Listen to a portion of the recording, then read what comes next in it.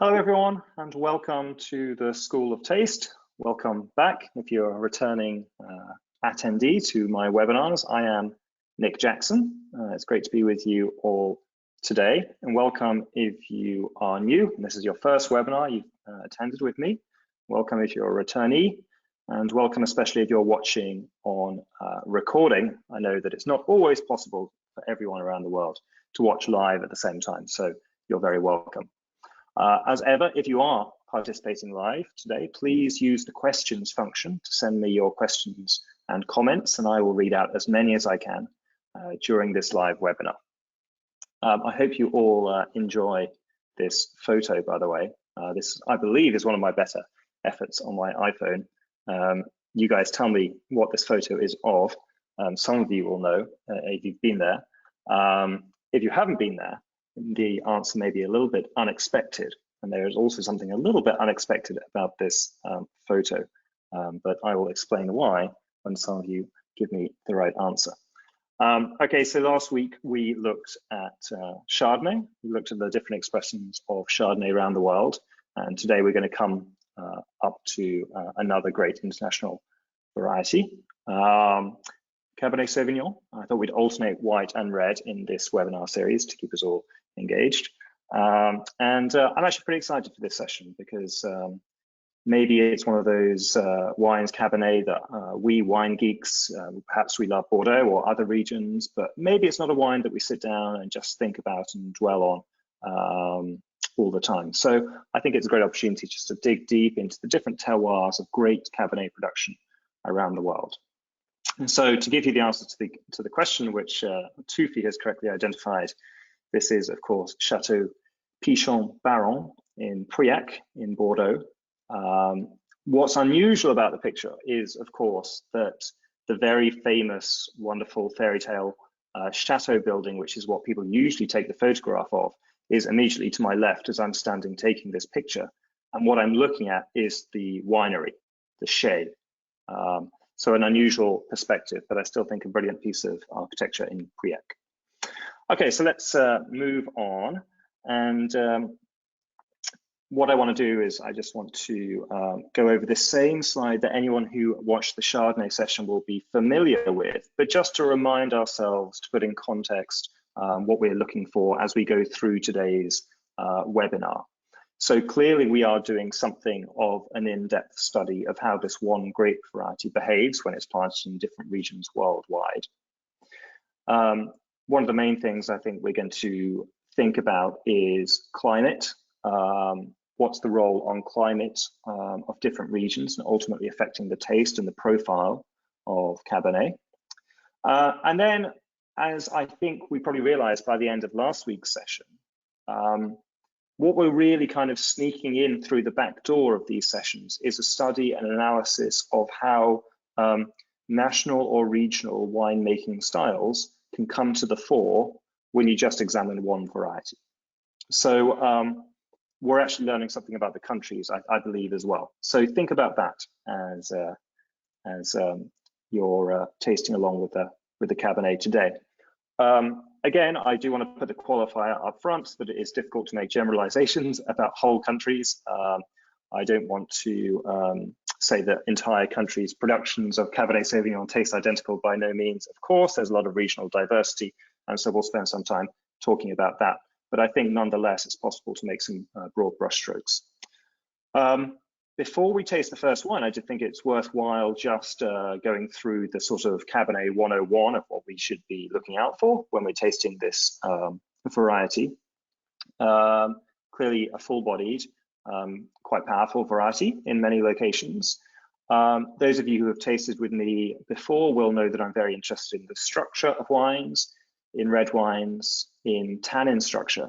And Cabernet Sauvignon is such a fantastic wine to study for tannin structure because it has got one of the most interesting, compelling structures out there. So Cabernet tannins are often felt on your gums at the front of your mouth, and then they seem to leave a kind of hole in the middle of the palate on your tongue, and then they kind of taper towards the finish on the back of your gums right when you swallow or you spit. So some people have called these horseshoe tannins, because they're kind of broad around the edge of your mouth at the beginning, and then they taper to a point at the finish when you swallow or spit. And one of the reasons why winemakers often use Merlot in their blends, I believe, is because of that something of a hole that's left in the middle of Cabernet because of the tannins around the edge of the mouth. So that's something to keep in the back of your mind. The other thing I think which buttresses this sense of Cabernet tannins always going somewhere, having this direction leading towards the finish of the wine, is the acidity in Cabernet. Again, probably a somewhat understated feature of the wine. But compared to other Bordeaux varieties like Merlot or Malbec, Cabernet retains its acidity very well. So I think on the one hand, Cabernet tannins, which have got this direction that lead from the beginning of the time the wine is on your mouth all the way around the gums until the point where you swallow, giving the wine a sense of direction or purpose. I think in addition to that sense of purpose that come from the tannins, you also get a real drive, a coursing acidity that runs through the heart of the wine and gives a sense that the wine isn't stagnant. It's not just sitting there heavy on your palate. It's always going somewhere. It's got a sense of direction. So those two elements we'll think about today. Okay, so without more ado, why don't we taste our first wine, which is going to be the French Cabernet Sauvignon.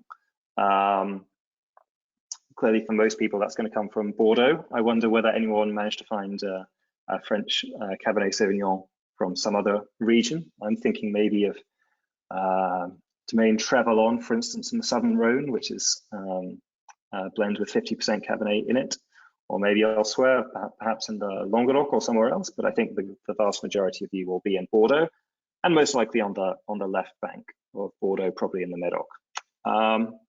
So why don't we taste that French wine now, and why don't you guys tell me what kind of flavors, what kind of aromas you're getting, and then as you do that, just type in, tell me also which appellation the wine comes from in Bordeaux or elsewhere if it's elsewhere, just so I have some kind of context for what you're tasting. In the meantime, I will forward this slide to the France Cabernet Sauvignon slide, just to give us something to look at while we taste. Okay, so what are you guys getting? Okay, so Tupi's tasting Chateau Mené. By the way, Chateau Mené in Saint Estèphe is a real sleeper wine in recent vintages. Always used to be a little bit modern and heavy and extracted in the first decade of the 21st century, excuse me. But in the last 10 years or so, the wine is a real sleeper value wine, under $50 US. Vintages like 14, 15, 16, and 18. It's very, very nice. Okay, so from Saint-Julien, we are getting some black fruit and new French oak for Maria. Another person, Nisha, has got Saint Estèphe as well. Nisha from the Saint Estèphe is getting tobacco and sappy fruit, which sounds about right. Tobacco is such a consistent note, isn't it? Especially in the northern Medoc and Saint-Julien and Pauillac and Saint Estèphe. Comes out more with age, of course, in these wines. Cassis and dried herbs for Michelle. It's a Cru Bourgeois, but from the Margaux appellation. Sounds delicious, Michelle. Rodolfo is getting notes of cedar wood, and cigar box. Gianluca is getting some barnyard aromas from Margaux, so maybe a bit of Brett, Gianluca perhaps. Neil is getting cassis, herbs, pencil, tobacco from his Medoc wine. And Corinne from Pauillac is getting cedar, tobacco, and black currants. Very good. I mean, I think we're all in classic territory. I mean, one of the interesting things that sort of goes unremarked is that we're in quite a golden era for tasting young Bordeaux. Maybe some of you out there have got, you know, a 96 or a 2000 or something, but most of you will have a young vintage, which you can buy from the retail shelf right now. But in retail now, you can get 14s, 15s, 16s, and maybe just the beginnings of some 18s, and they're all excellent vintages, especially for the Northern Medoc. 17 I'm not so keen on, but when I first started out as a wine buyer in New York in 2013, 2014, 2015, we had 11 boring, 12 boring, 13 undrinkable. So it was a completely different era. But now it's a great time to buy Bordeaux at retail. Okay, so good. You guys seem to be getting a lot of classic notes. I do want to make just a couple of points at the top of this slide here, the bullet points. I think one of the misconceptions about Cabernet in Bordeaux is that Cabernet is very much a minority variety in Bordeaux. We have this kind of image in our head that Cabernet Sauvignon is Bordeaux and Bordeaux is Cabernet. But really, only in a very small, limited number of spots on the left bank in these deep gravel soils does it really excel. And more to the point, can it even ripen? It's a variety which is far more difficult to ripen, those thick skins to ripen, than the Merlot. And that's why Merlot is planted on lesser sites on the left bank, and also predominantly, of course, on the clay soils of the right bank. If you want a reliable crop every year, you're going to plant Merlot rather than Cabernet. I think, off the top of my head, the percentage of Cabernet among red wine grapes planted in Bordeaux as an acreage is about 22% only. So you can imagine there's a lot of Merlot in Bordeaux. Now, the only thing that kind of mitigates all that is that those cool years, like I just mentioned, 2013, for instance, which was a bit of a disaster, just wet, cold, very hard to ripen anything, especially Cabernet. Those kind of years are getting increasingly unusual. All those comments I just made about the string of good vintages we've just had are good news for Cabernet. And good news for Cabernet, especially because it retains its acidity, like I said at the top, and it doesn't really get overripe. It can get very ripe, but it very rarely gets overripe in a way that Merlot can do. So as the climate warms, then I think the left bank of Bordeaux and the great spots for Cabernet will be some, not necessarily which will benefit, but which will at least retain their classical profile for a bit longer than some warmer spots on the right bank, where if you have Merlot on clay, it can be quite hard to retain the acidity and the balance with the ripeness. So Amiel is asking a very fair question, which I should have explained, which is why I was complaining about the vintages like 11, 12, and 13 compared to the newer ones. It's simple. It's just simple weather during the growing season. We had those three vintages were just not that warm or sunny, and the ripening was difficult. And just by chance, 15, 16, 18, it was a lot warmer and riper and drier. Dryness, by the way, is a better predicate of the quality of a Bordeaux vintage than heat is. You get a dry summer, you're usually going to get a pretty good Bordeaux vintage. Okay, so what I want to think about now is you've talked about aromas and flavors in the wine, but what I want to get onto is the really important question about the style of the wine. This is really the question which we're going to be asking consistently today as we go through the different regions.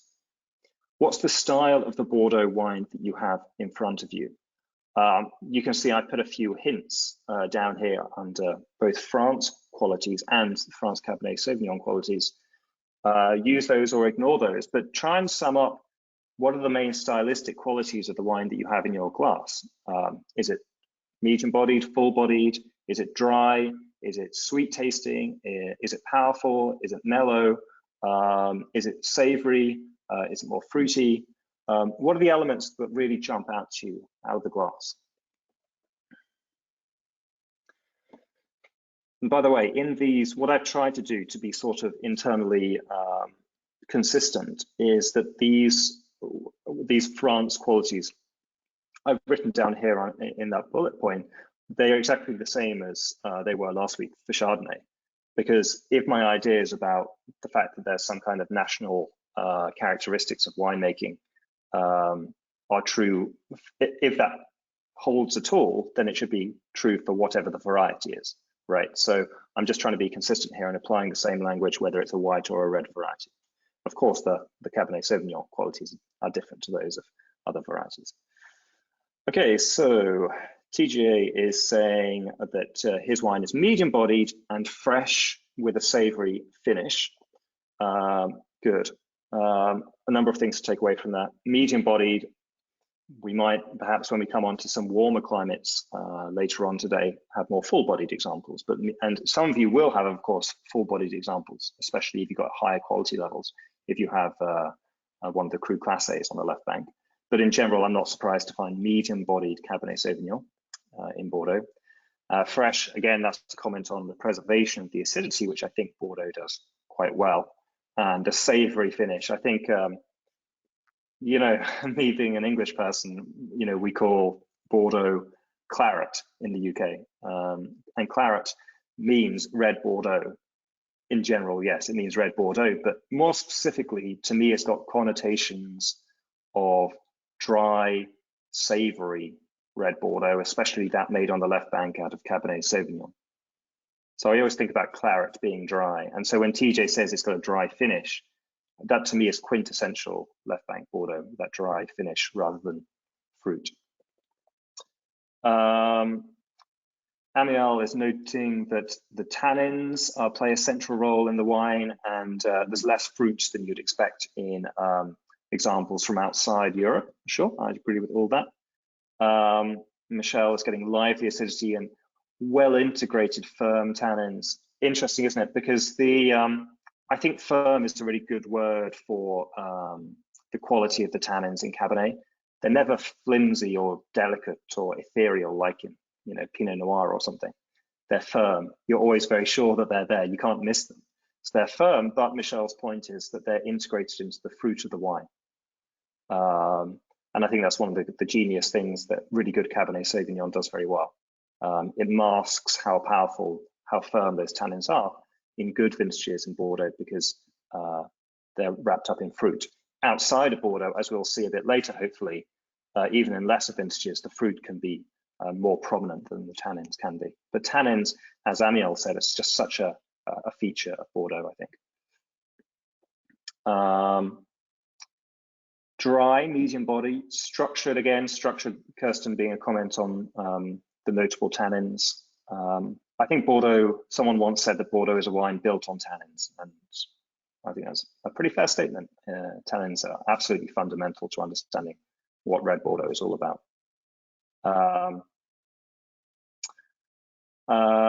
Abigail is noting that her wine too has a savory finish with dry and high acidity.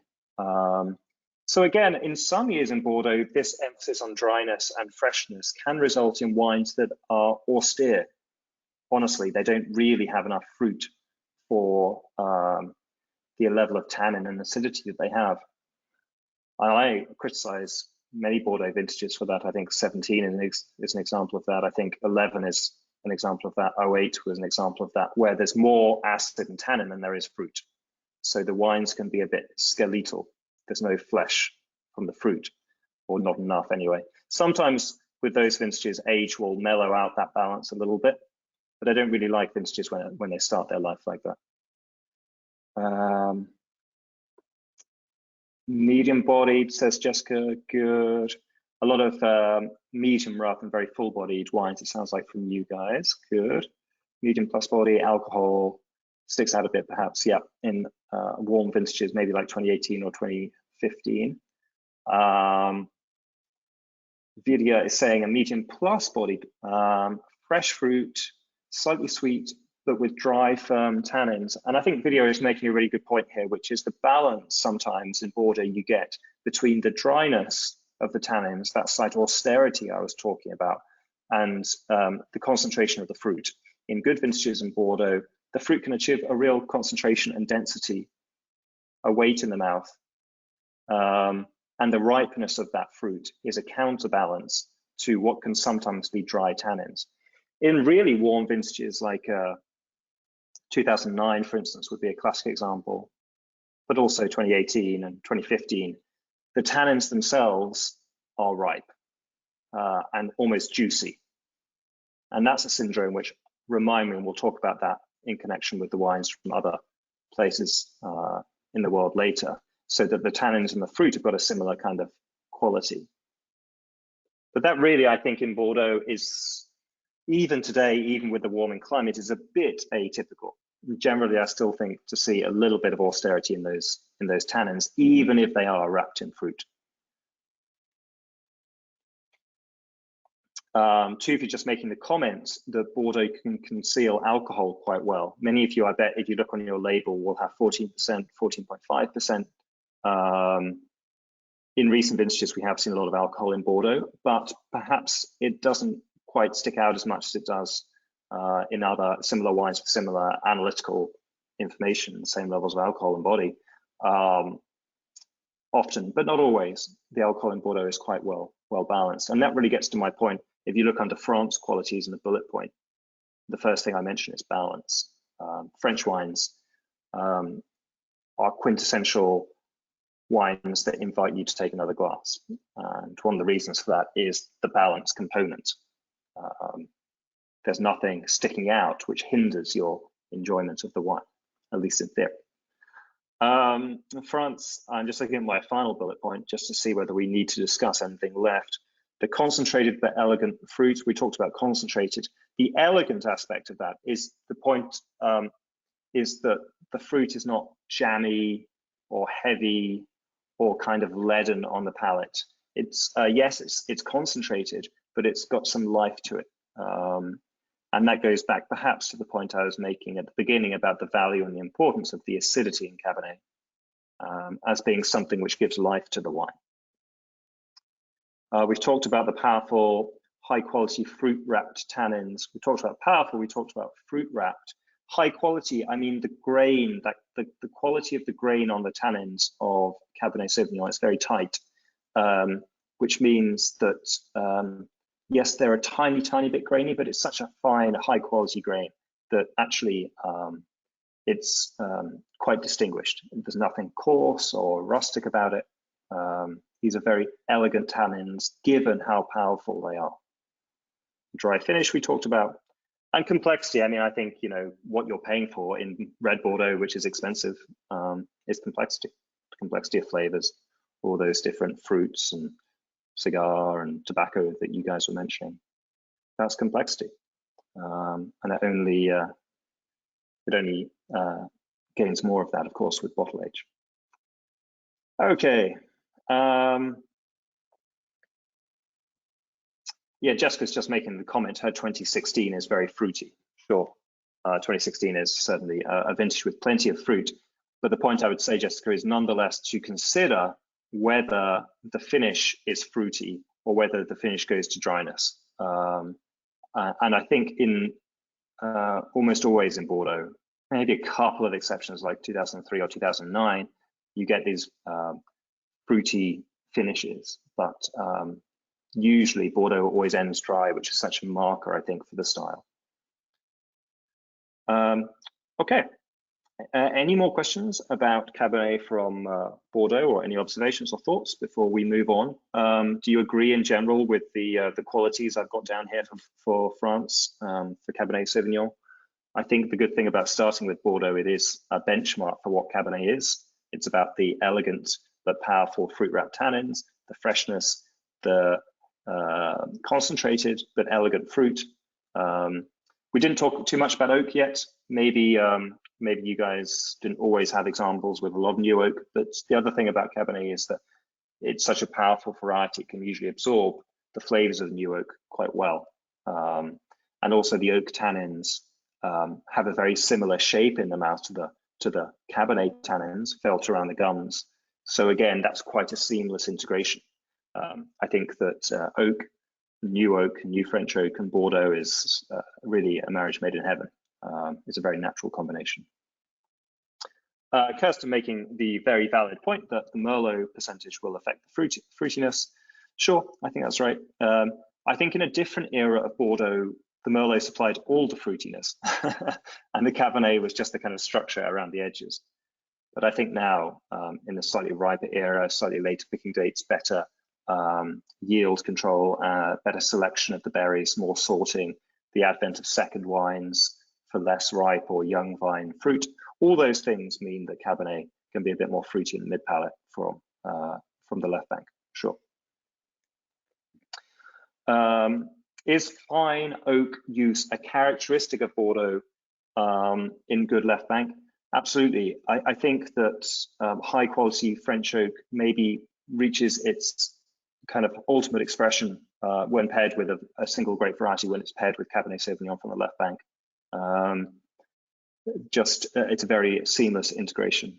I think in general, though, we are moving away from an era of 100% new oak on the top cru class A. Even many first growths will only use 60% new oak now. And obviously, as you go down the quality ladder, then even less new oak is used. And I think what they're trying to do in this new style of winemaking since about 2010 is to stop anything impeding the purity of the expression of either the terroir or the varieties.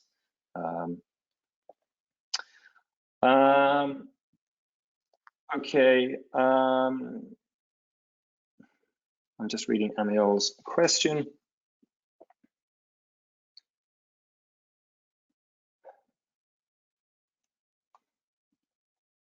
Amiel, maybe we can come back to that question, your question, when we get on to warmer climate wines. Corey just making the point that such an elemental aspect component of French Bordeaux Cabernet Sauvignon is ageability. What happens to Bordeaux wines as they age? I think a number of things. I believe that one misapprehension about aging is simply that the tannins mellow. They do, of course they do, but that's only one aspect. So we can talk about the tannins softening. So the perception of those tannins is reduced, but also, and what I think is such a key feature is the acidity integrates more into the fruit. So both the tannins and the acidity get more wrapped up in the fruit. And then, of course, the other obvious factor is that the aromas and flavors develop greater, what we call tertiary complexity. So not fruit notes, not oak notes, but other things, like some of the notes that you guys were mentioning, the cedar and the tobacco, those things emerge with time. My general rule of thumb is that for a class growth Bordeaux from a good vintage, you should wait for at least 15 years to see the full aromatic possibilities, the flavor dimension and the softening of tannin. 20 years is better. And for first growths, if you're lucky enough to taste those wines, to have those wines, to own those wines, then 25 years, always longer than you think. Okay, so let's move on to the next wine, which is our Chilean example. I'm sure you guys were able to find Chilean Cabernet Sauvignon. It's becoming quite an established wine style around the world now, which I'm very happy about, because I do think that Chilean Cabernet is one of the is a great value source of very pure varietal expression of Cabernet for a very fair price. So hopefully you guys were able to find that. Okay. So let me go to the Cabernet slide from Chile. Okay.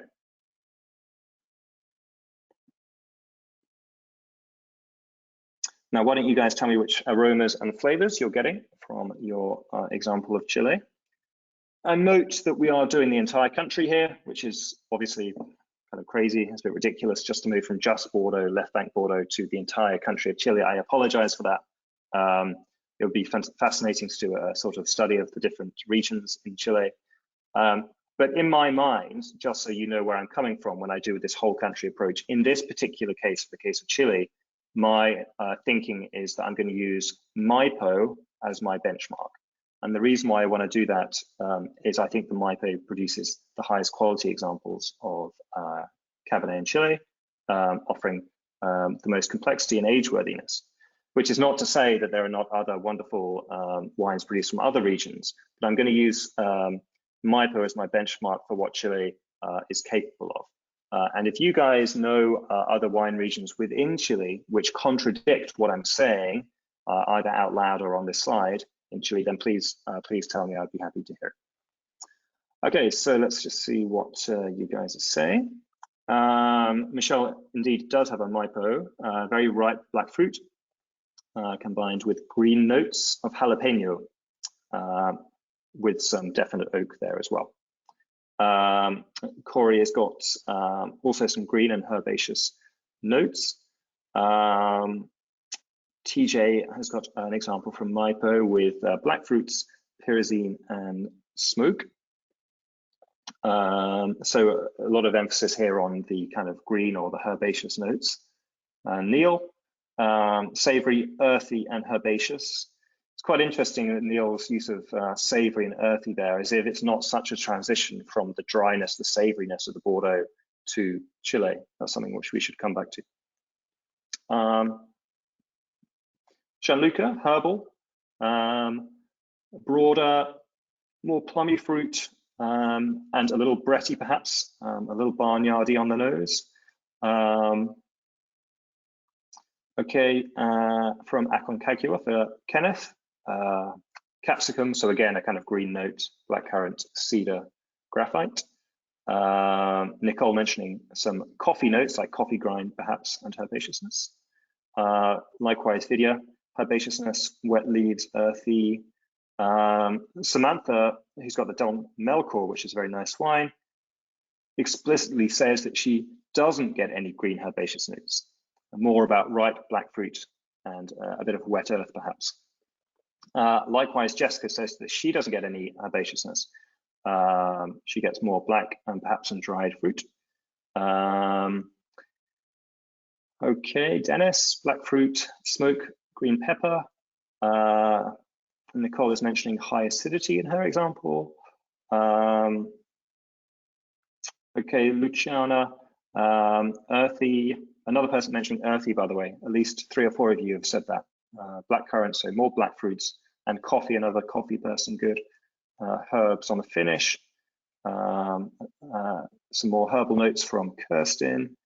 And Luciana also mentioning the high acidity. So a few takeaways from this. I mean, the first thing that comes to mind when I read your comments here is, if you look under my third bullet point on this slide, I mentioned the Chile qualities. Again, this is something which is not Cabernet specific, but it's kind of across different varieties in Chile. I wrote herbaceous quality as the third one. Now, this is, it is a controversial topic, I think, in the wine world. I think there is a movement among some Chilean winemakers to say, no, our wines are not herbaceous anymore. Yes, we know they used to be, but we are kind of moving beyond that and we're having greater purity of fruit. I must admit, I, like you guys, do still find quite a lot of Chilean wines to have some green or herbaceous or herbal note to the wine. I don't think that's necessarily a negative. Of course, we do know that Robert Parker, wine critic, did think it was a negative, which is why I think that a lot of winemakers tried to avoid making wines in that style. And so it became a much more a worldwide style to make very fruit-focused, very pure wines. But I guess in the final analysis, you know, we've got 40 people tasting Chilean Cabernet, and about half of you are saying there's some kind of green herbaceous note. It's hard to sort of get around that factor. I do think it's still there, in spite of what some winemakers say.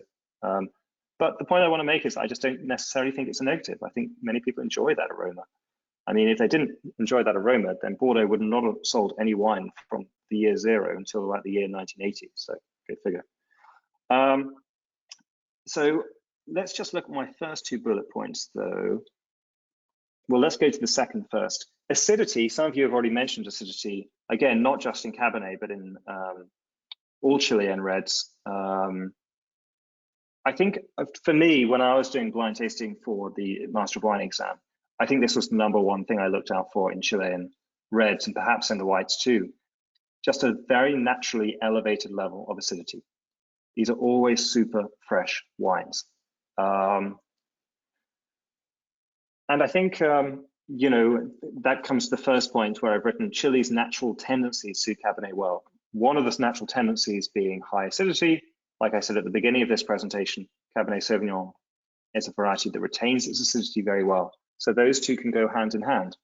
I think likewise, Cabernet can and often does have a slight green quality, a slight herbal quality. And again, that seems to be something which is common in Chile. So those two things seem to make Chile and Cabernet Sauvignon a very kind of natural fit. Let's just see what you guys are saying. I mean, a lot of you did mention high acidity, so that's good. And Tupi saying that Chilean pyrazines, i.e. the green quality, frequently smell of red guava. Well, I don't know I've ever had a red guava, Tupi. So I'm sure you're right, because you're right about most things, but I've never had one. So I wonder, has anyone else had a red guava? And you can confirm that. Some people are saying jalapeno, which I do understand a little. I understand that description. So TJ is mentioning the one winemaker from Chile said that it's an essential, the greenness, the herbaceousness is an essential part of Cabernet, indicating that we shouldn't even try and stamp it out. So Jessica is making the points that the Chile makes the Bordeaux taste much, in capital letters, much drier. So if you want to do that test and go back to your Bordeaux, it's an interesting point. I by no means think that Chile is the driest Cabernet in the world, or the sweetest or the ripest. I think we're going to come on to those later in this session. But the point that Jessica's making is that even in a sort of only moderately fruity style, which I think Chile is, it still tastes a lot drier than the Bordeaux. What do you guys think? If you don't know what I meant by Bordeaux being dry, then maybe compare it to the Chile, just like Jessica did.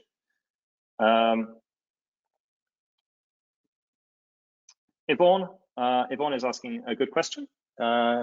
So she's making a point which is really an issue with my webinars, which is that I simply don't have time to discuss everything that I'd like to discuss. And she's asking about South African Cabernet and what characteristics that would have. I mean, the first thing I would say is that I find that you get more 100% or close to 100% Cabernets from Chile than you do from South Africa. I think from Stellenbosch, often they're more Bordeaux blends. But I think that generally speaking, I expect South African examples to be more powerful, more robust, to have slightly coarser tannins, very powerful tannins, perhaps a bit more rugged. And I wouldn't find necessarily this herbaceousness that sort of sits lifted on above the fruit at the top of the glass. Then Kat, is the herbaceousness primarily a result of cooler climates or picking earlier?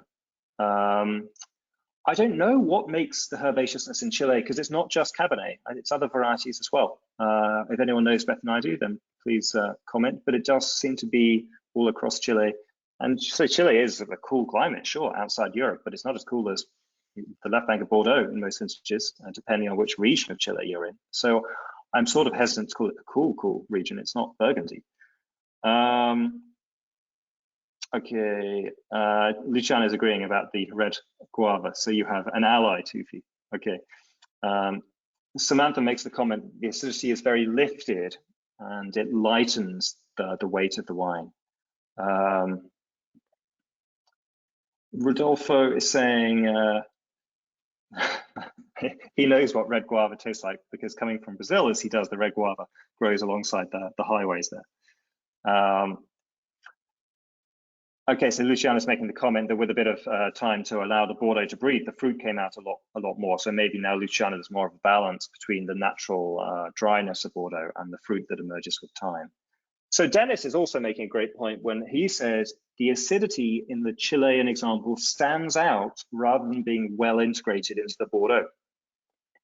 And one of the reasons why I wonder whether that happens is because often, but not always, Chilean examples are only medium bodied. Now, we know we were just talking about many examples that you guys were just tasting in the Bordeaux, which also would have been medium bodied. But some of the wines, especially the higher quality levels, are certainly full bodied. But it seems to me that compared to, say, Napa, which we'll come on to later, Chilean examples are rarely as full bodied as that. So that means that everything that is within the wine can be picked out, can be identified, can be discussed. The acidity, the tannins, the individual flavors, because you're not fighting your way through a dense mass of material to kind of see everything. I think Chilean reds are very transparent. And so you can both detect the acidity very well, but also the acidity is part of the elements that make that transparency, that create the conditions in which you can see everything else. The acidity lightens or brightens the entire of the rest of the wine.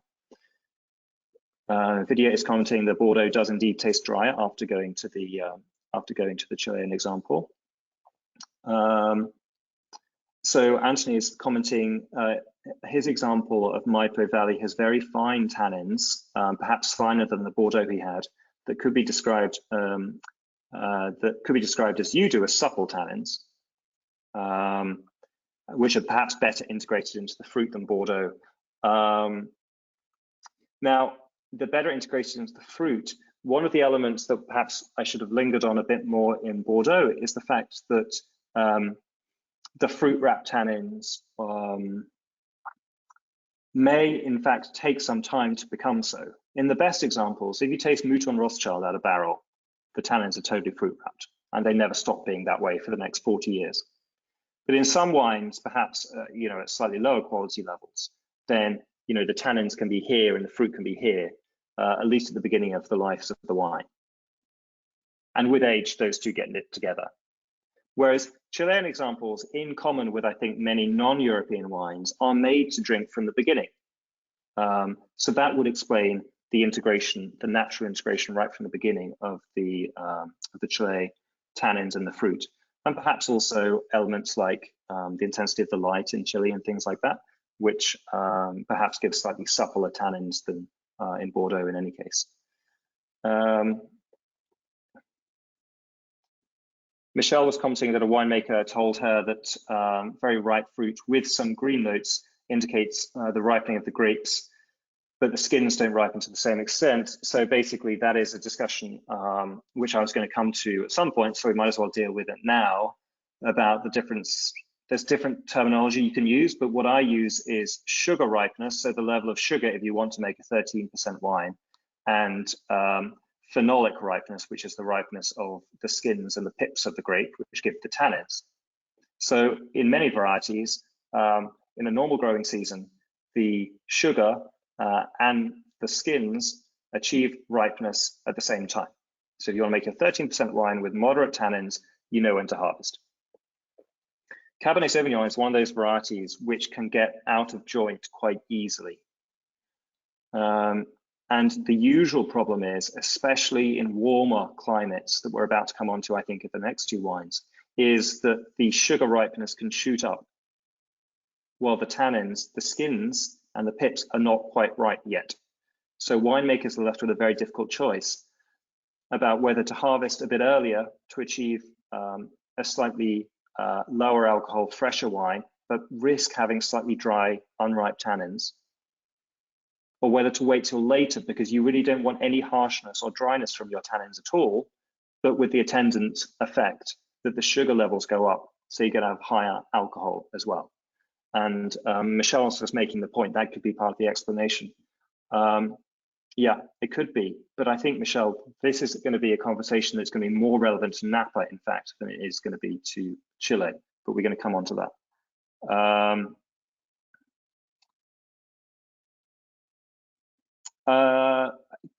This green conversation, I mean, there's a million possible reasons why it could be. I mean, the simplest one, I think, is to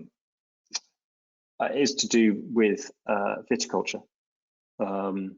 It's about balancing the crop level against the leaf coverage and things like that. If you have too many, how's this work? If you have if you're shading the fruit and the fruit can't get direct access to the sun, then the skins and the pips, it's much more difficult for them to get ripe, even while the sugar level is going up thanks to the photosynthesis from the leaves. So you've got to make sure that your canopies are well managed for light to access the bunches. If that's not handled well, then you can have a green situation because the sugars are going up while the phenolic ripeness is not, because the grapes are shaded. I mean, basically, that's a lot of work if you're a vineyard manager, but it is absolutely fundamental to quality of the wine.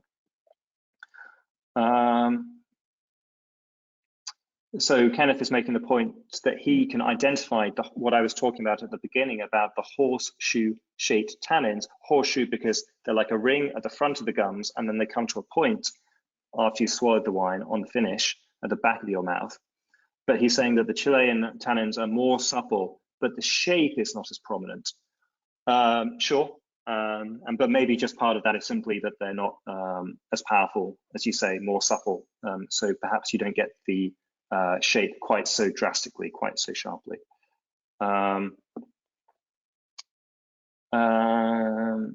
What could you confuse Chilean Cabernet Sauvignon with if you had the wine in a blind tasting? I mean, I think other Bordeaux varieties, obviously, in Chile, Carmenere, of course, but slightly more blocky fruit, less elegant. I think one word I love for Chilean Cabernet Sauvignon is streamlined. You know, we talk about the horseshoe of the tannins in Cabernet Sauvignon. Another sort of same kind of thing is to compare the tannins in Cabernet to like an arrowhead, which is broad at the front, but then it goes to a point. But I also love the arrow because the arrow also captures this sense of direction, that you're pointing somewhere, we're going somewhere. That's the arrow that is Cabernet Sauvignon tannins. So the streamlined arrow-like sense of energy or direction is what I put here as linearity, very linear sense of like a line shooting along. So I don't think you'd get that linearity with Carmenere. It's a bit more blocky somehow. And Merlot, likewise. Just the generosity of fruit in the mid palate inhibits some sense of that direction, of that energy.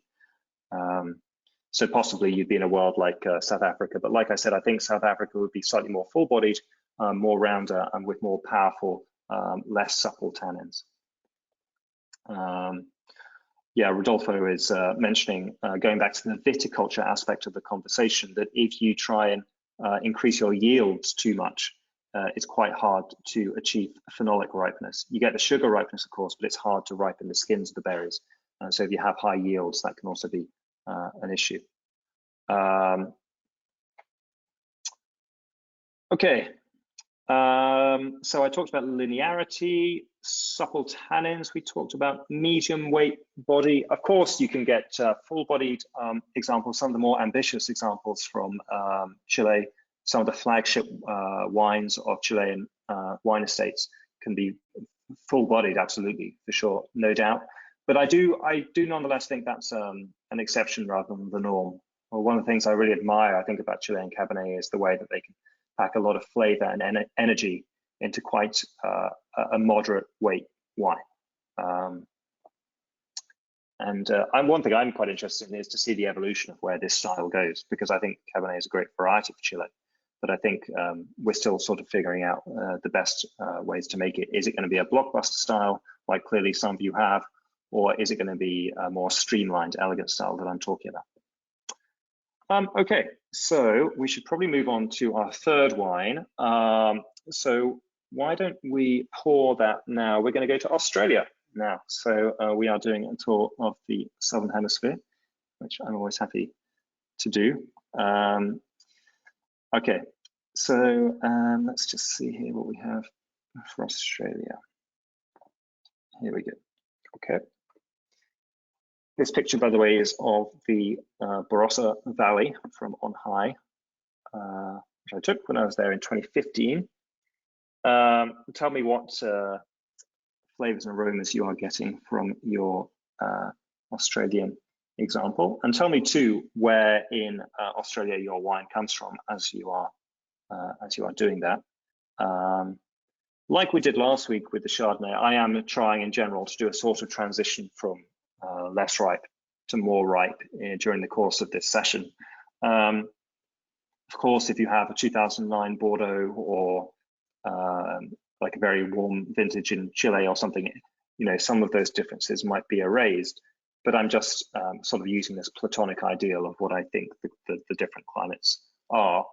And of course, as you can see on this slide, I've gone into a little bit of detail that I didn't for Chile, trying to describe differences between regions as well, which is an indication, of course, that there are very different climates within Australia.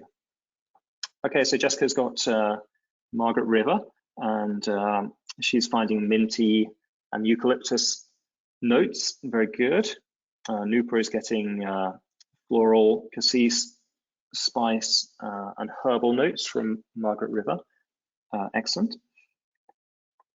Kenneth, meanwhile, is in Coonawarra with black fruit. Black fruit all the way through, but with a touch of menthol as well. Someone said eucalyptus or mint. Kenneth is going with menthol.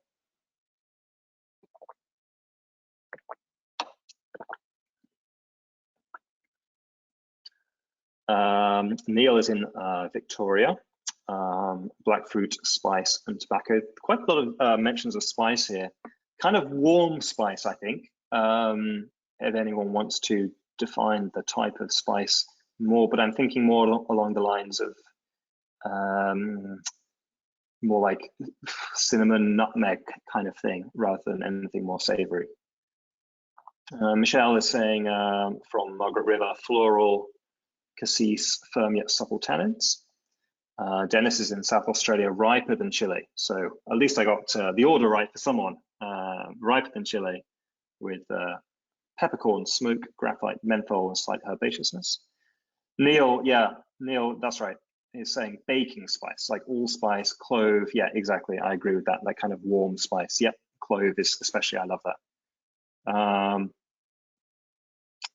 Rodolfo has got Margaret River with acidity, but 14.5% alcohol. Interesting to find this type of fruit profile and acidity together. Sure.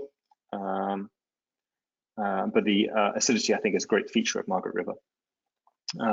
Samantha is also in Margaret River with peppery spice, black fruit, and tobacco. Nisha near Adelaide, black fruits, baking spice, good. So we're all in the same ballpark, I think.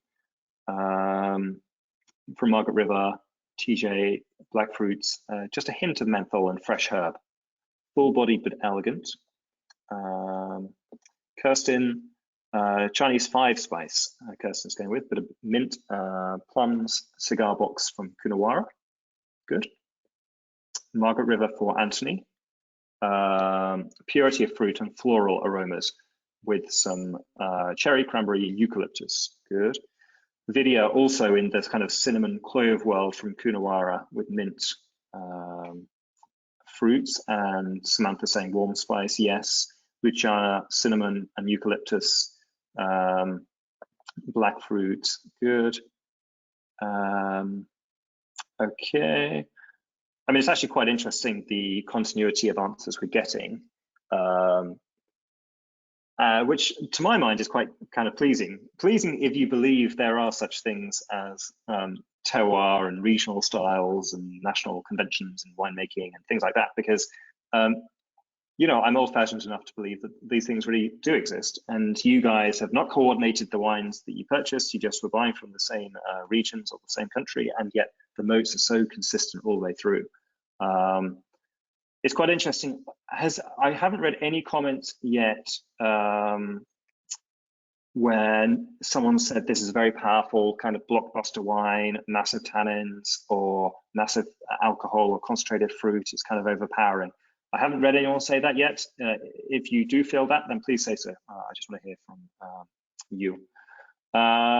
Richard is asking, what's the confusion? Is there a confusion between Coonawarra and Argentinian Malbec? Let's come back to that. That's a different question, I think. Luciana, remind me, I'll come back to mid-palate.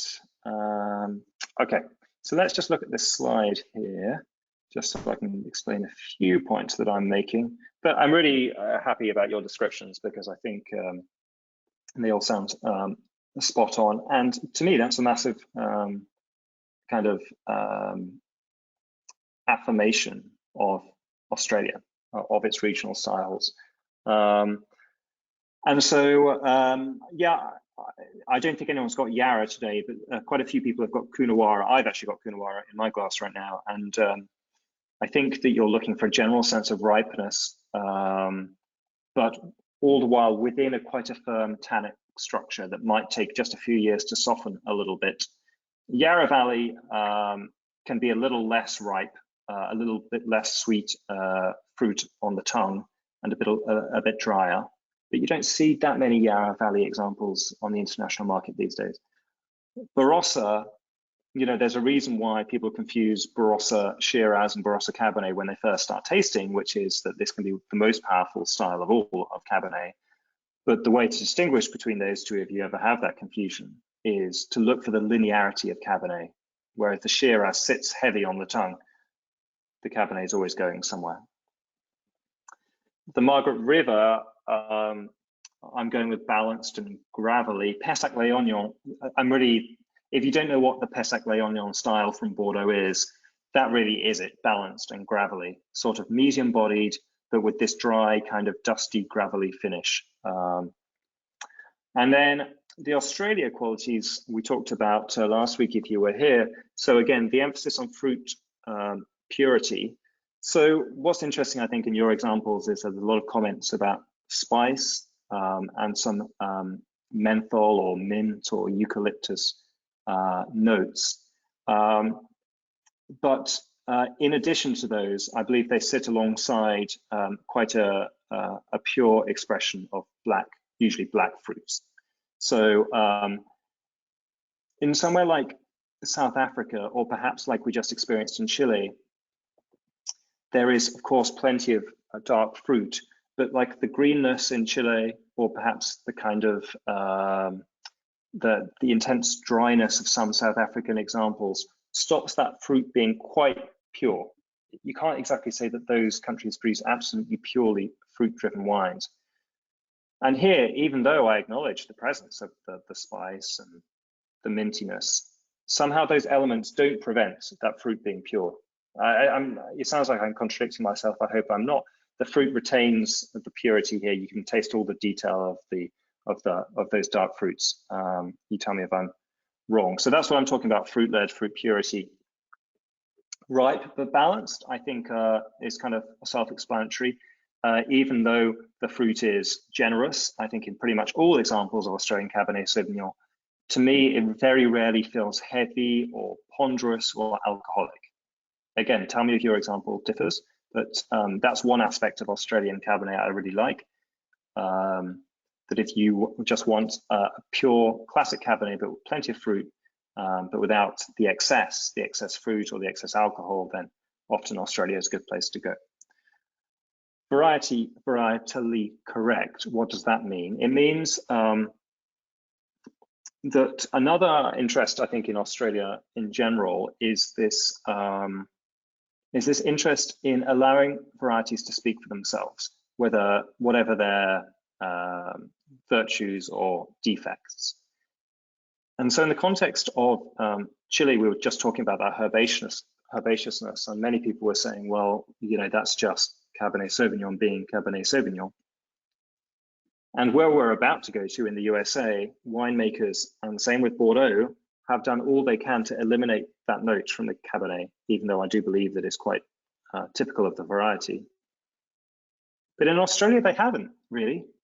Like in Chile, they kind of live with it, and they're happy to accept that this is just an elemental part of the variety.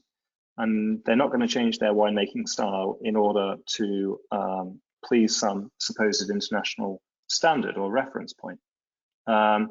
So, for instance, varietally correct for other examples in Australia would be Riesling, absolute pure backbone of steely minerality. What else can we use? Shiraz with that perfectly beautiful, seamless texture. Classic example of the Syrah variety. All across Australia, you find this interest in preserving the native qualities of the variety. And I think the Cabernet may be the one where this speaks most clearly with that kind of leafiness. And, actually what I believe really, which is that Cabernet wants to be a medium-bodied variety. And most of the examples we're talking about, I know you have some full-bodied expressions, but without I hope, the attendant mass and density that you get in some of the most powerful examples from outside Europe. So that's what I kind of mean by varietally correct. Tell me if it's still not clear. And that connects with the final point on this slide, leafy and linear. So linear, I've talked about ad nauseum, that I think that's absolutely varietal. And the leafiness, we just talked about the green, those kind of green notes. the dry age-worthy style of Australian Cabernet. Yes, it has got ripe, generous fruit, but somehow Cabernet from Australia retains a sense of dryness, perhaps closer to Bordeaux than to Chile, actually, especially on the finish, but obviously riper, I think, than Bordeaux and probably than Chile in most regions as well. Let's see what you guys are saying. Anthony's saying that his Margaret River is more medium-bodied. Toothy's asking about the difference between an American example, a very ripe American example of Cabernet, and a very ripe Australian example from somewhere like Barossa. It's a good question. I think, well, where would I go to with that? I think the kind of, let's talk about that perhaps when we get to the American wine, and maybe the wine will let us do, give us the answer itself, but if it doesn't, Chiefy, please feel free to come back to that. Dennis is saying more body, less acidity perhaps than the Chilean example. Yeah, sure, that makes sense, particularly perhaps as we go to a warmer climate than Chile. Tannins don't seem to be building on themselves perhaps as much. Okay. Michelle mentions that her alcohol is 14.5%, but it's very well integrated. I guess that's what I'm trying to get at, that kind of thing, where I say under Australia quality is ripe but balanced. Sure. Then Kat is asking about the characteristics of McLaren Vale Cabernet. McLaren Vale Cabernet is certainly a wine that you can find without too much difficulty, but I think, Venkat, I was there in 2015, and maybe you've been more recently than I have, but McLaren Vale, I don't think is going to be a reliable source of, benchmark Australian Cabernet going forward, because it is literally a desert, and the Mediterranean varieties of Grenache, especially, but also Syrah, are better suited to it. So just because what it can give is perhaps not quite the freshness and the detail where you can read and register all the different notes in the Cabernet. It's a bit more blousy, which suits, just imagine that suits the Grenache much better, the sort of generous overflowing fruit rather than the strict classical profile of Cabernet.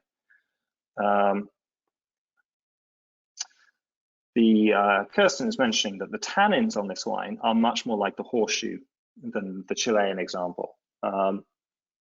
Good. I mean, I don't to use an unnecessary pun, have a horse in this race. I don't mind where you find the horseshoe tannins, as long as you want at least one of these wines makes you understand what I mean by the horseshoe tannins, tapering to a point on the finish.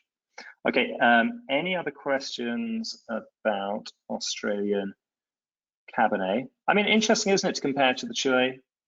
Perhaps a bit riper, a bit broader shouldered than the Chile, apart from those very full bodied sort of icon wines that some of you guys have got in Chile.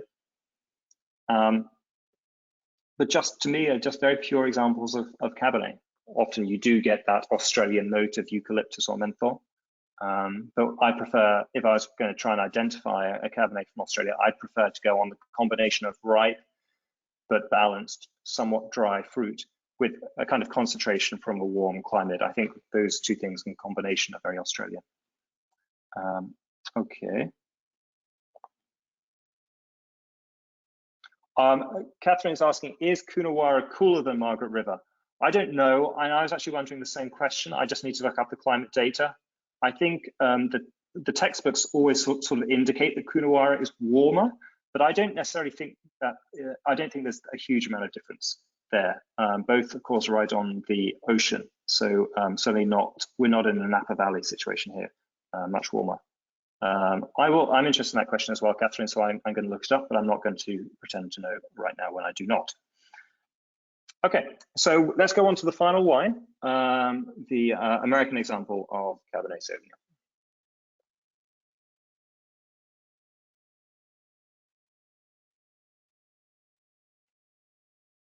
So funny, isn't it? Because that picture, believe it or not, is a color picture, but you can hardly tell. It almost looks black and white, doesn't it? That is Napa Valley from the hillside, on the hillsides of Napa Valley, looking down at the valley floor. I think I said in the description that, to try and find an example from Sonoma or from Napa. But if you have got a wine from Washington State, then that's great as well. Let's do the usual thing, and you tell me what aromas and flavors you're getting in your American, excuse me, in your American Cabernet, and just state again what appellation you have when you do that. Anthony is asking, by the way, just going back to the Australian for 1 second, would you say Margaret River is less Australian? No, in a way, Anthony, I think that Margaret River is quintessentially Australian in its elegance and balance, the dry finish, and the varietal purity aspect that I was talking about. Very Cabernet. If you were to teach someone what Cabernet Sauvignon is as a variety, I would probably give them a Margaret River Cabernet before I would give them a Left Bank Bordeaux. Just the medium-bodied, the freshness, the elegant but not overpowering tannins, the moderate but still ripe and concentrated fruit. I think all those things get to the heart of what Cabernet Sauvignon is. Maybe your point is, maybe Margaret River's not as ripe as other parts of Australia. Yes, that's probably true, but only if your benchmark is Barossa, right? Or McLaren Vale. In most parts of Victoria, or other parts of South Australia, it would be cooler for sure. Okay, America, let's do it. Here we go with the Stars and Stripes. Okay, Michelle is getting Robert Mondavi, Napa Valley. Super ripe black fruit, grippy tannins with loads of oak. I mean, Mondavi in general, Mondavi before it got sold to Constellation back in the 90s was just one of the great classic producers of Cabernet Sauvignon at extremely fair prices. If you ever see at auction the Mondavi Reserve Cabernets from the 80s or 90s, they go for no money. You know, $50, $60 a bottle for great vintages like 1991, 94. Just pick them up because those are delicious ones. They're some of the great expressions of Cabernet. I'm not quite sure that the current iteration of Mondavi Cab is going to age quite in the same way. Slightly richer style these days, but still a good example for a fair price. Blackberry, plum, fennel. TJ is in the Alexander Valley in Sonoma, a slightly cooler parts than Napa Valley, with some sweet black fruit, vanilla, baking spice. And as TJ Griffin so delicately puts it, not without finesse. So there we go, it's not without finesse, I love that. Nupa, baked spice, blackcurrant plum jam, very good. Samantha from Napa, ripe, dense black fruit on the nose with vanilla and tobacco, good.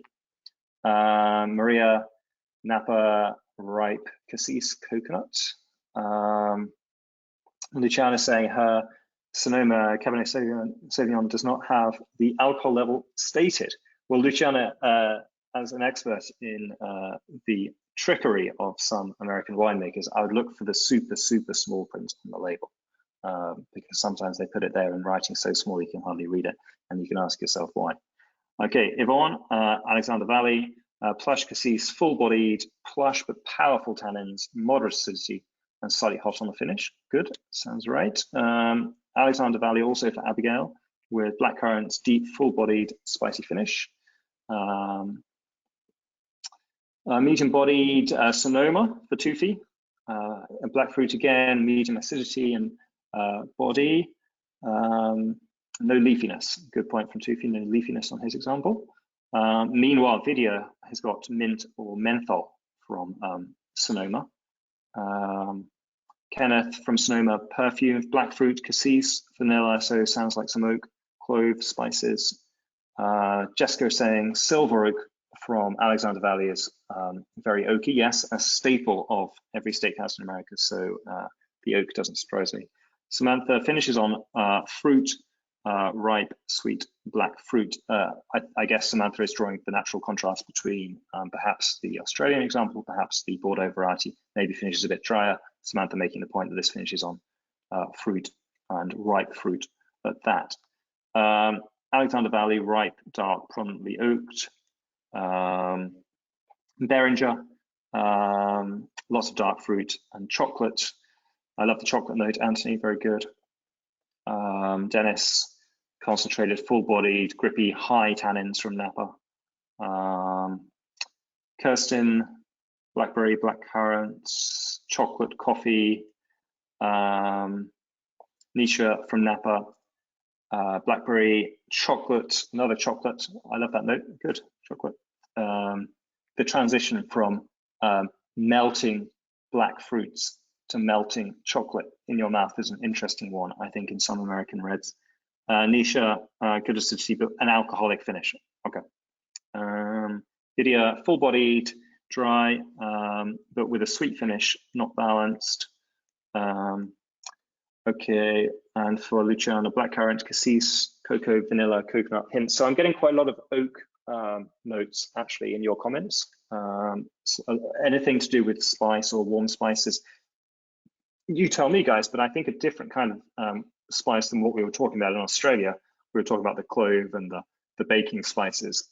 Maybe the same, maybe different, but I don't think that those Australian spices we were talking about were from oak, whereas here I suspect they are, but tell me if you think otherwise. Okay.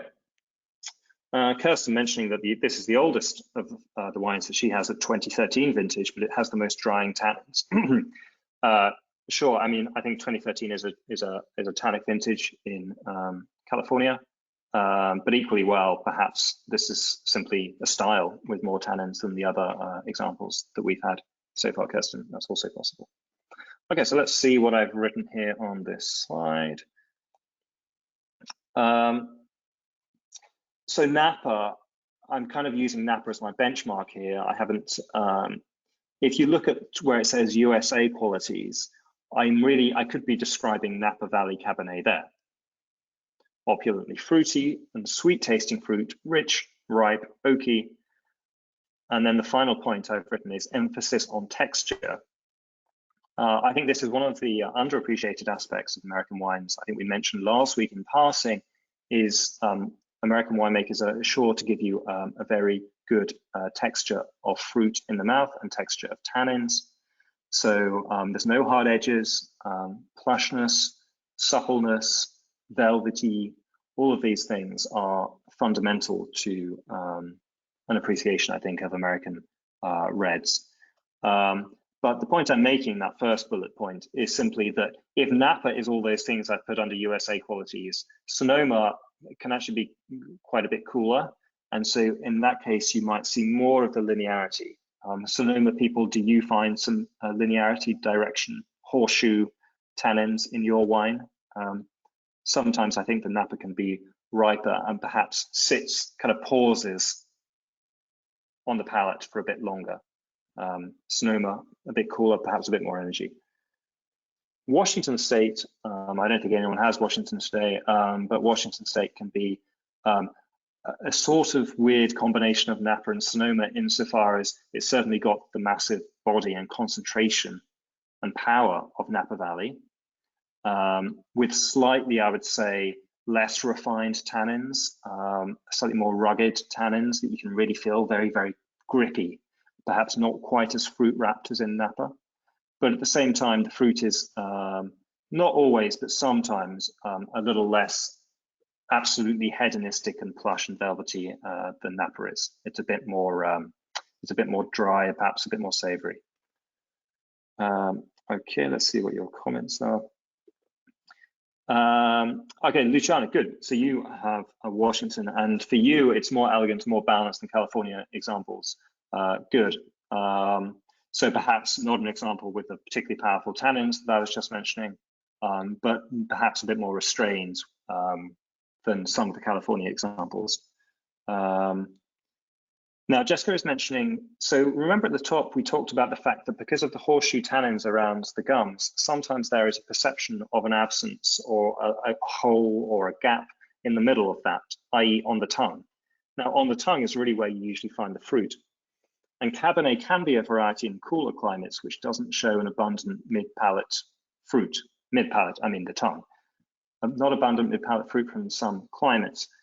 But Jessica is saying, the tannin hole, the hole in the middle, is least evident in her Sonoma example, even though it's her only 100% Cabernet Sauvignon example. In other words, when it's not blended, you would expect more of a hole, but she's saying that's the one with the smallest hole, in spite of it being 100% Cabernet.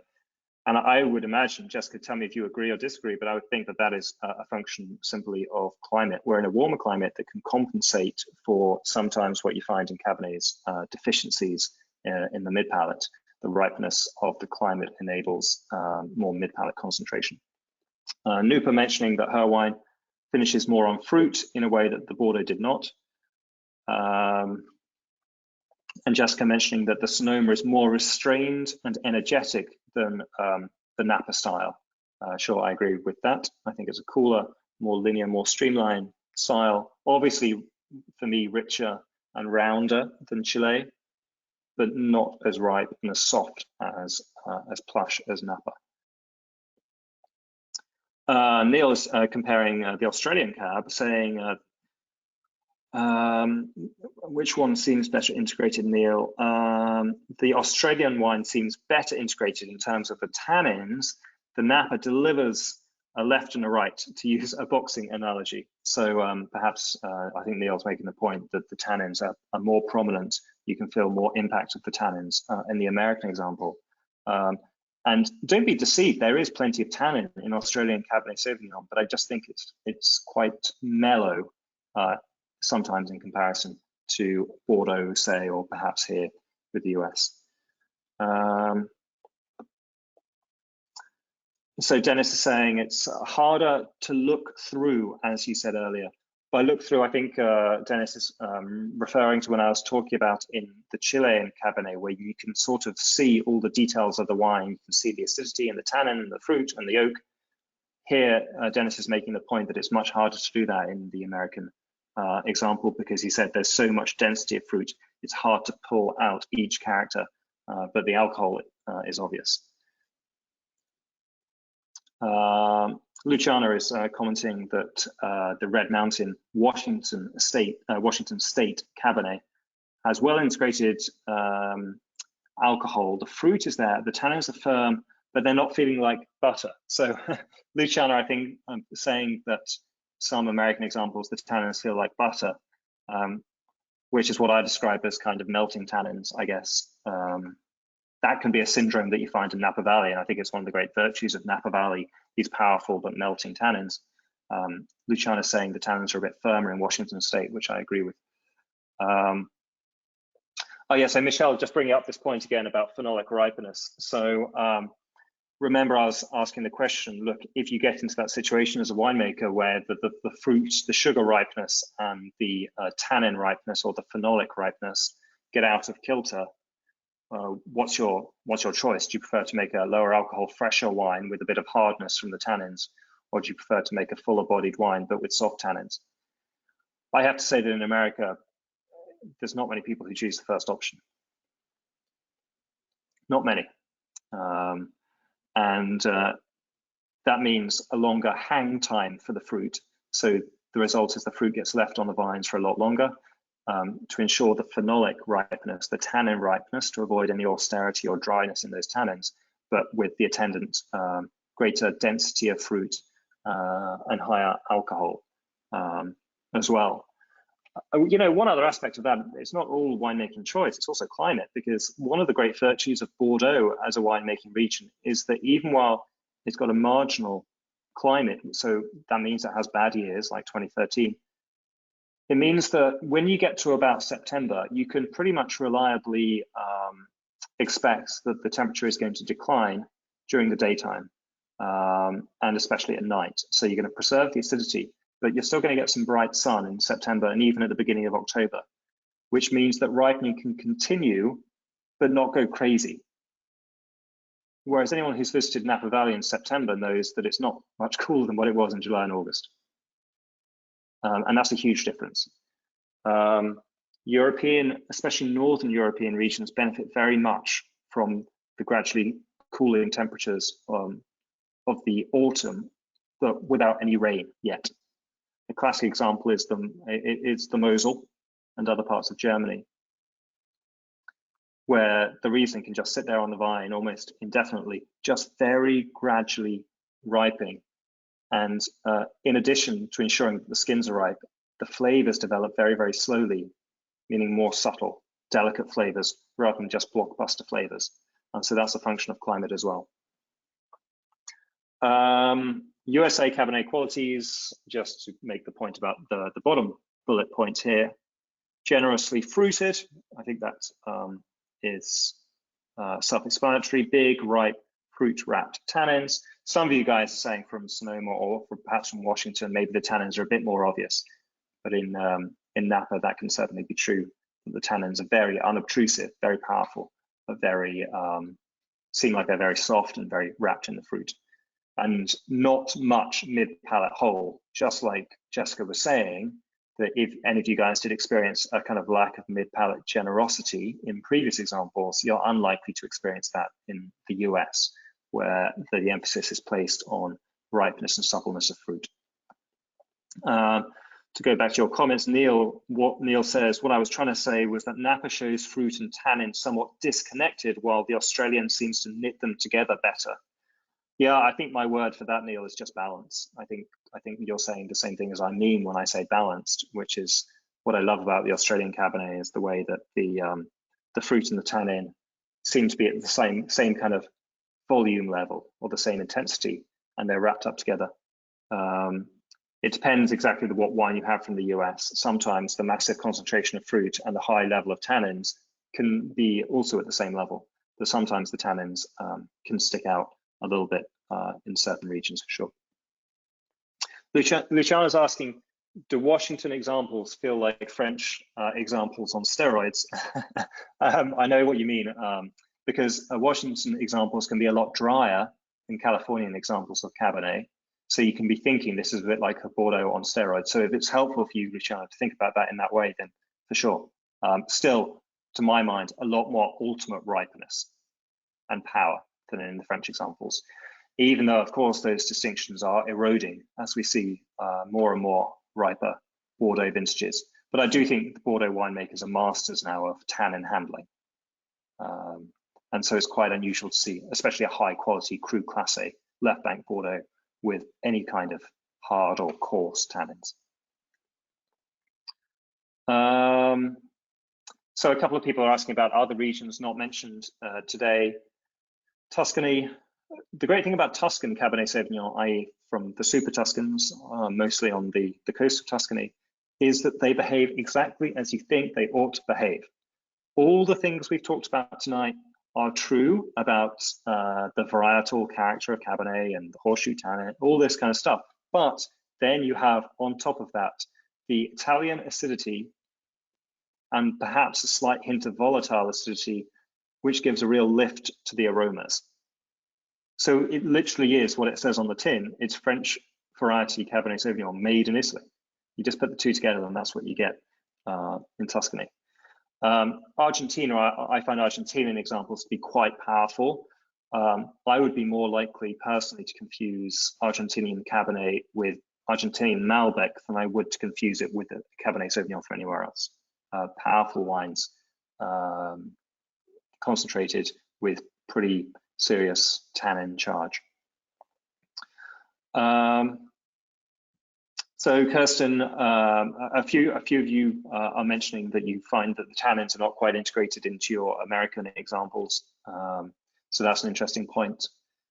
Just there is a lot of tannin in these wines, and they are meant to be, age-worthy. This is, California is a great candidate for age-worthy Cabernets, just like Bordeaux, for sure. So perhaps if that integration of the tannin into the fruit hasn't happened yet, it will happen with years or many years of bottle age.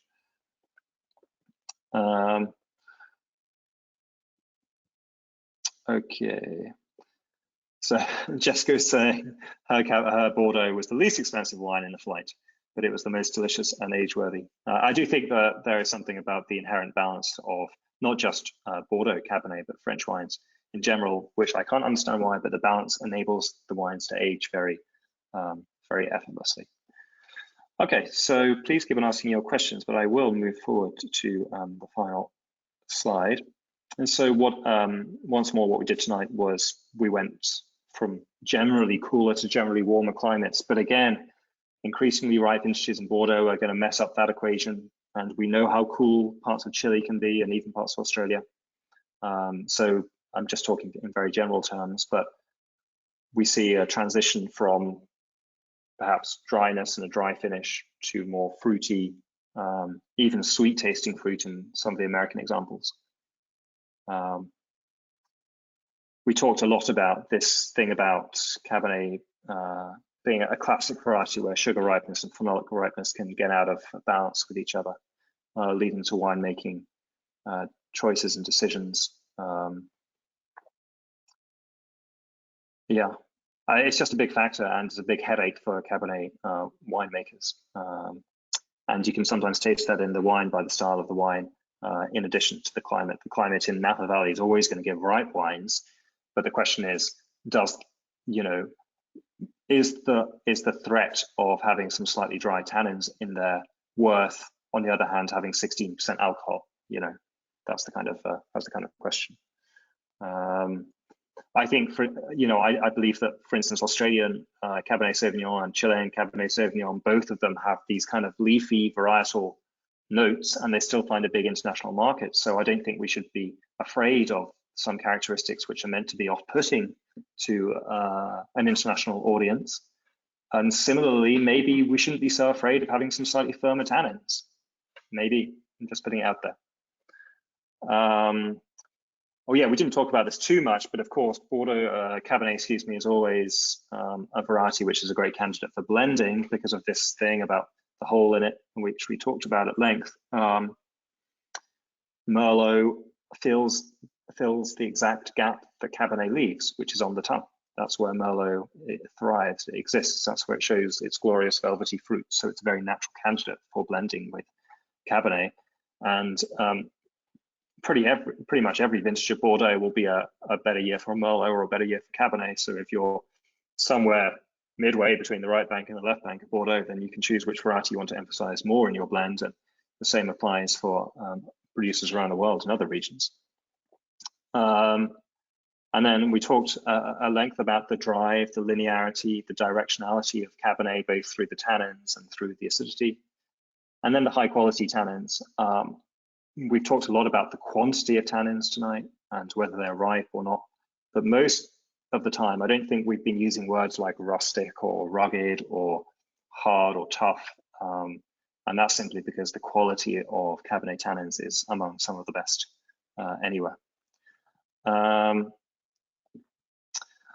Anthony, just making a final point, which is I think a lovely point to wrap up on, which is that he's very impressed with the price quality of his examples from across the world. Anthony paid low to mid $20 and for that price he was able to get some, I hope, delicious examples by the sounds of it, Anthony, but also some classic examples which show their regional attributes very, very well. I think that's been the great thing about this session, that judging by your comments, you've had examples which have really displayed where they come from and the stylistic attributes that each region can show. So I think that's great. Okay, guys, I will leave it there for you. We will be back next week for some more fun. We will be staying, actually, funnily enough, in this world, the world of Bordeaux varieties, but in white with Sauvignon Blanc, a relation, of course, of Cabernet Sauvignon. So I look forward to that. Thank you guys for being here, and I will see you again next week. Thank you.